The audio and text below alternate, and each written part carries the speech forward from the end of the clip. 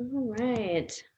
Hi, everyone. I think we're live. I always double check this, but I'm pretty sure we're good. Welcome. My name is Allison. I am the Executive Director of the Gallatin County Democrats, and I have the honor and privilege of every Tuesday and Thursday speaking with our Democratic legislators about what's going on in the legislature. And tonight we are joined by Representative Ed Stafman, who represents House District 62. Some of you may also know him as Rabbi Ed. Thank you so much for being with us. I love your background. That is perfect. Thank you, Allison. We always have to have a little humor in our life, right? That's great. So a lot kind of went on today, and some things were a little surprising. And so for those of you who are watching who don't know, one of the bills that was up for its final reading in the House, so during the floor session, it was House Bill 113, which was an anti-transgender, very discriminatory bill, trying to intervene in medical care for transgender youth. It was voted down. Were you surprised by that? Yes and no. I mean, yes, I was very pleased and we were crossing our fingers, but we knew it was going to be very close. And of course, the vote was 51-49. So, you know, the advocates for trans people were working behind the scenes very hard. It's a terrible bill. What it essentially did is deny trans kids the treatment that is given routinely in every major children's facility, and that the standard of care requires, should they reach, you don't start with that treatment, right? I mean, trans kids are usually diagnosed with gender dysphoria, which is a long-standing understanding that they're of the sex, the gender that they, another gender than people think they are. And that goes on for a while, and there's counseling, and there's also, and eventually there might be hormone suppressants, which is a temporary thing to just get them through puberty, and is shown to have all sorts of beneficial medical effects. And it's done at, just Google Mayo Clinic or Boston Children's or LA Children's do it. End of care. NFL shouldn't be people medical care. So that's what happened. And the second reading was we lost by 3 or 4 votes, and the 3 or 4 votes changed. And we'll see what happens, because it may come back for reconsideration. Right, absolutely. So we did learn after this vote that it is possible within the rules for a bill to be reconsidered within one legislative day, but there has to be like grounds for it. We've kind of been looking up. So one of the things that you all can do tonight, tomorrow morning, is to call the legislative desk, 406-444-4800, and tell the Republican legislators who voted no on this bill, thank you. Tell them that they did the right thing. It was a good thing that this bill died. So let's express our gratitude for them doing the right thing, and hopefully keep those votes the same if they do try and weasel their way to get that bill reconsidered. Hopefully not, but. And let me say about calls and notes to legislators. When people make sort of form letters that they just sign, my experience is the legislatures don't pay any attention to them. It's much more effective. Make it short, but make it your own, and don't just send on a form. So right, absolutely, yeah. Share your story. Explain why you are, for or against something. Make it personal, because these are personal. These are things that affect us individually and personally and as a community. Well, thank you for sharing your thoughts on that. So what else is going on? You serve in two pretty hot committees right now, Judiciary and Health and Human Services. So what's going on in those committees right now? So we just, of course, have come through 4 abortion bills that all of which passed the House on 6733. There's some of them are much worse than others. The one that I mostly worked on was the 20-week abortion ban. And so it's important to understand that no woman gets to 20 weeks and says, oh, I think I changed my mind, I'm going to abort my child. This is 1.3% of abortions that are almost always because there's been a sonogram or some other testing that determines there's a very serious problem with the fetus. One of a number of conditions so that the fetus will not survive birth, or maybe will survive birth but not live but a few days. And so families have been able to make the decision to terminate the pregnancy, but now can't. And so a woman must go through a painful childbirth and the agony of watching their baby die. Rather than support women who just got the bad news that they don't have a viable baby, the legislature's intent on punishing them. And it's called the Pain Capable Abortion Bill because the premise is that at 20 weeks a fetus can feel pain. That's nonsense. It's a theory that's come up with that by anti-abortion people. And the only pain capable aspect of this is the pain that this bill will cause Montana women and families. So I worked on that one. But we lost all 4 of those. They'll be going to the Senate. My advice is, call up the people on the Senate Judiciary Committee. We may be able to stop one of them. There's another one that's calling for a referendum. The referendum is on the born alive abortion law. And the idea is if there is a botched abortion and the baby's born alive, that a doctor must try to save it. And if doesn't, goes to prison for 20 years. So they want to put this on the ballot because they want to drive out their voters with, I've talked to doctors who work in this area. None of them have ever seen one of these botched abortions because they just don't exist. It's a made up thing. Yeah. Right? Yeah. And if they do happen, of course a doctor is going to do everything they can to save the child. But what this does, it says if the doctor didn't do everything, they go to prison for 20 years. I talked to, for example, my daughter, who's a pediatric surgeon who would be treating these kids. She said, there's no way I'd ever move to Montana. If somebody determines that I didn't do enough to save this kid, I can go to prison for 20 years. No, thank you. And we only have 2 pediatric surgeons in the state, and it's been forever trying to get them. We'll never get another. No one's coming here with these kind of draconian laws. But you should know that this is not about abortion. This is about putting an issue on the ballot that will drive out the Trump voters, which is how they won last time. And so it's important to beat it, but it's not for what it seems. Right. And so calling it out for shining light on that is a good thing. So thank you for talking about this.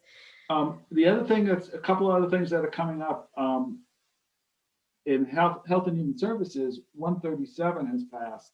Will be hitting the floor. This is a terrible bill which prohibits local governments from regulating vaping. Vaping is now, so in the hearing, on one side was every medical organization in the state and that you could think of. Because we have an epidemic. 30% of our high school students are now vaping, 13% of our middle school students, and vaping is 10 times more dangerous than cigarettes. On the other side, against every medical and student organization in the state, is 3 people who own vaping stores. One of whom is the legislator who introduced the bill. The Republicans see this as a free market thing. This is big tobacco's is who's funding this. Yeah.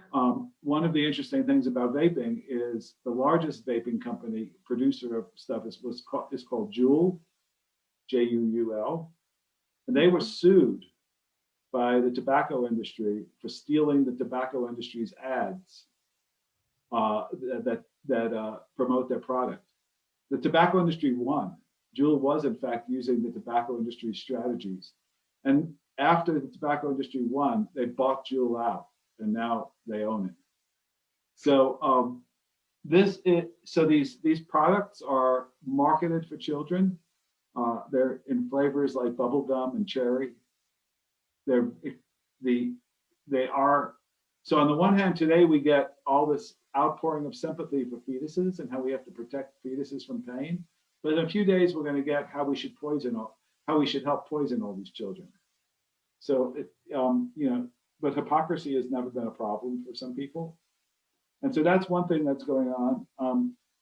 After this massive craziness around the abortion bills and the trans bills, there's a little bit of a lull in terms of really controversial bills.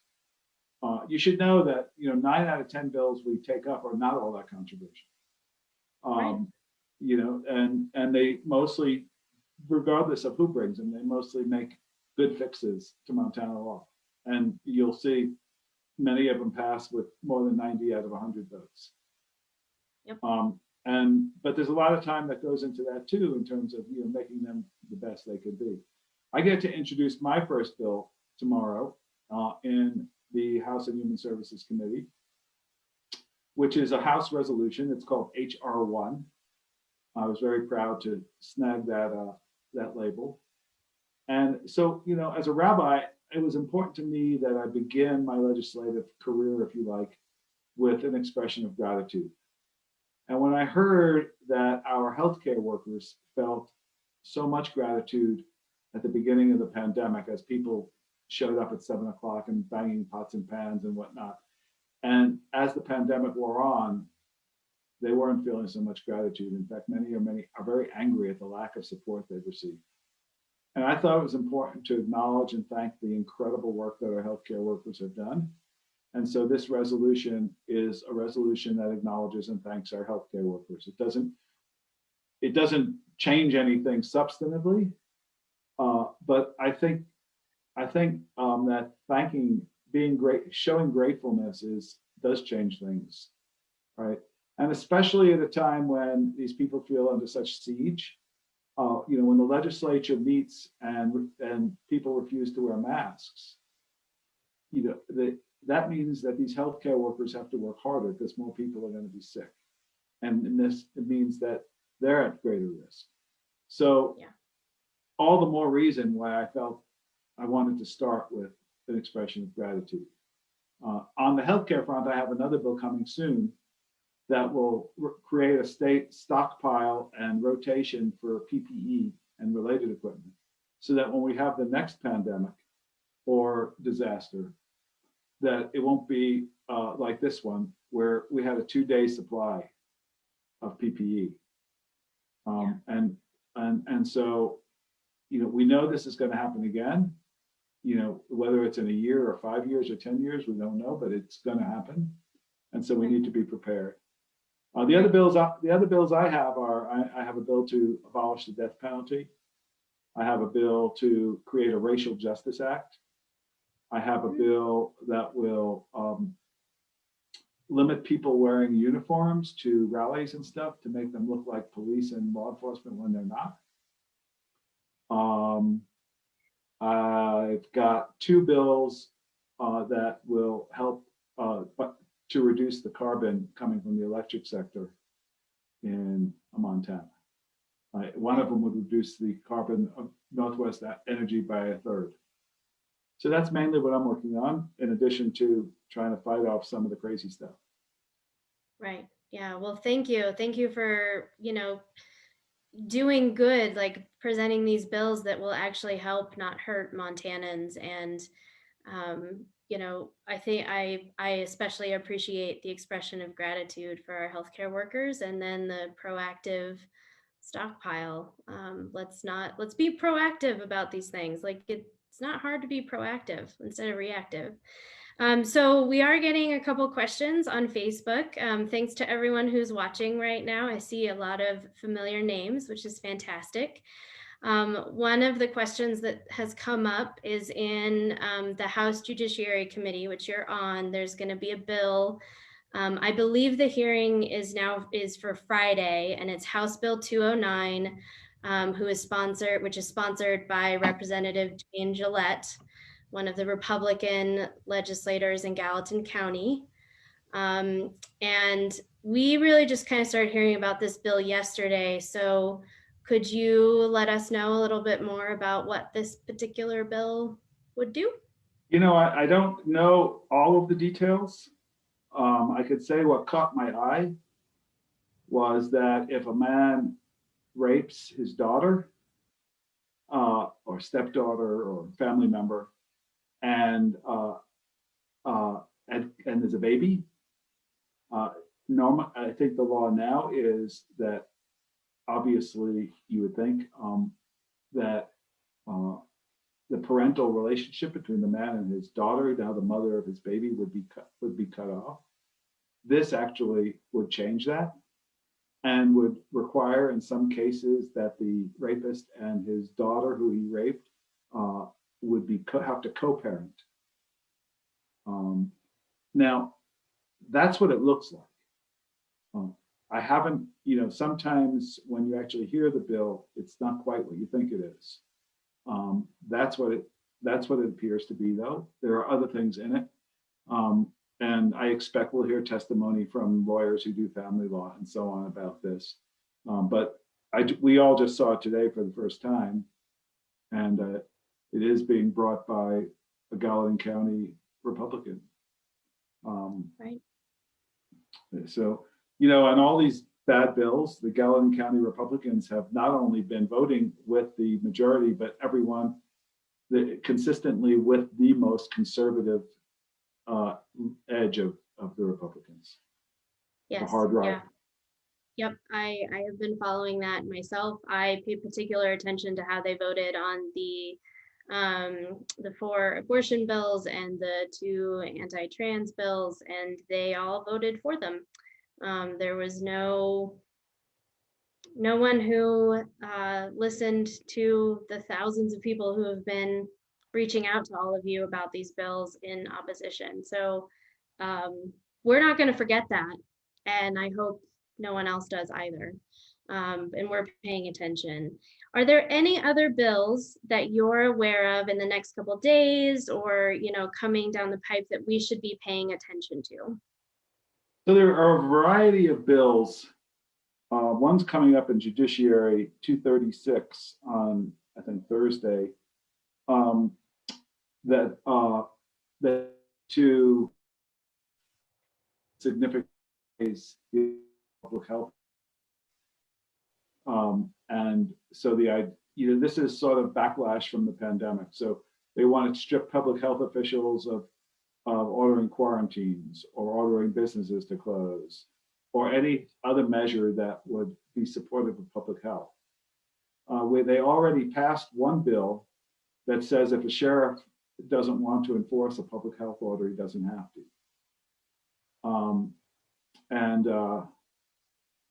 So there's a major assault from a variety of bills on public health.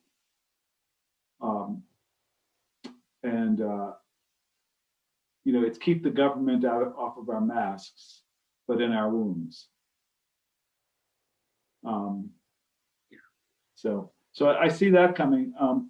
I'm not sure there's anything else that's coming up in the next week. We only know what's coming up in that week. So yeah. And of course, and I only know what's coming up on my committees. The big issue that's behind all this is the budget, and ultimately that matters more than anything. And as you probably know, the starting point for the budget, Governor Gianforte's budget was, conservative, but not crazy.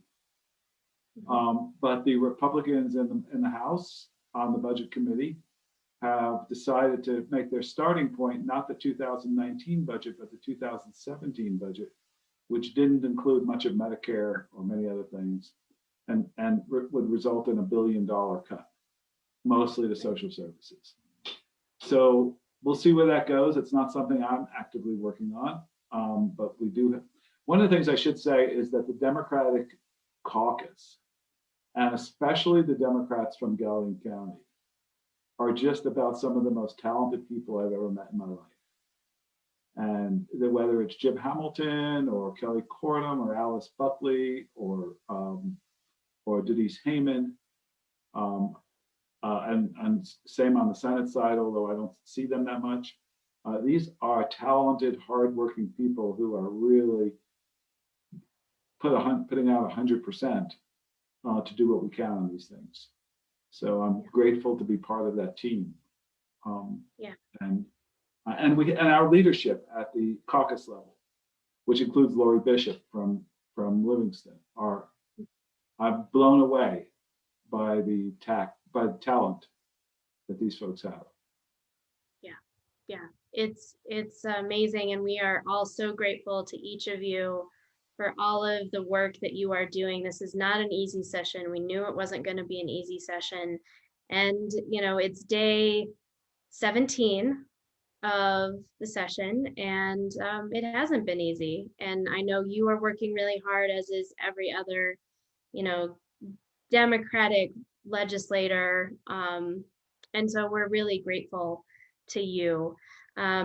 Is there anything else that you wanted to share with us tonight? No, I'm happy to take questions. Yeah, if there's any questions, type them in. While someone's thinking of a question, I do want to give one plug.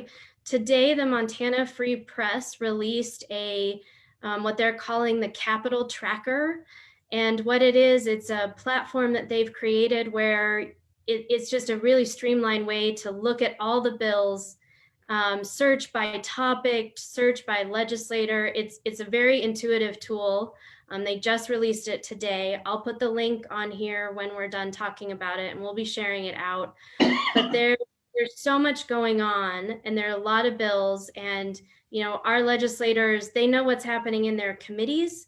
They don't necessarily know what's happening in other committees. And so this tool is going to be really helpful for all of us to know what's coming and when it's coming and what stage the session is at. So I just want to give a shout out to the Montana Free Press for all of their work that they're doing to make the legislature accessible to all of us too. So thank you to them. There's been some pretty good coverage in the Montana news lately. Actually, I've been. One of the things I've noticed, Allison, is, during the campaign, Republicans, whoever they were, ran on jobs, the economy, healthcare, right? I haven't seen the first word about any of that. All I've seen are these socially divisive bills, abortion, trans, healthcare, health officials, etc. Not the first word on jobs and the economy from them. Not the first word on providing better health care for people, or protecting renters, or anything other than divisive right-wing social issues. Yep. Yeah. It's true. It's true. And yet most of the bills that I'm seeing coming out from the Democratic side, it is about helping Montanans. It's about solving, healthcare issues. It's about creating jobs. Relieving burdens on middle class working families. That's what I see from the Democrats side, and I'm really grateful for that. And we just have to promote those too. Well, there aren't any other questions that are coming through, and I know you have other things that you need to get to, but Rabbi Ed, Representative Stafman, thank you so much for being with us this evening. My pleasure. It was really, really great to hear from you and talk with you and get an update. Thank you. Thank you for doing the work, and thank everybody who may be watching for participating and taking a stand. Yeah, absolutely. We'll keep it up, and we've got your back. Thank you. All right, bye then. Bye.